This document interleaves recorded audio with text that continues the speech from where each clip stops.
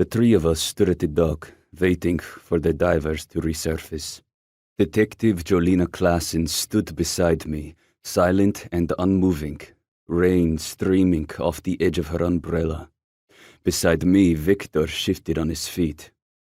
The sky above us was an angry grey, bringing in a surprisingly cold October storm. None of us spoke as one of the divers surfaced in the dark, swirling water.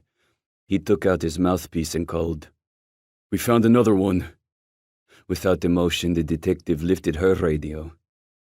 "Stand by. Divers have recovered a third body. Notify the medical examiner. I repeat, we need a 1066. Over." She turned and looked at me. "You mind waiting to see if we can get a physical ID?" This morning, Victor had the misfortune of seeing a human hand floating in the water in front of our warehouse.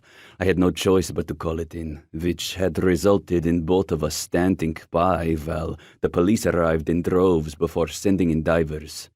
This last body was the third one they had found this morning. The first two bodies had been weighted down with large chunks of cement on their feet, making it easy to conclude that these deaths were not accidental. I didn't want to look at the body they were pulling out of the water, but I didn't have much choice. If I refused, the detective would bring me down to the station. It would save time to just comply.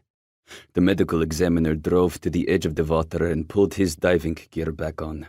He, along with two members of his team, followed the diver back into the water. I spoke quietly to Victor. "Can you find us some coffee?" Victor, probably grateful for the opportunity to get out of the rain, headed back to the warehouse.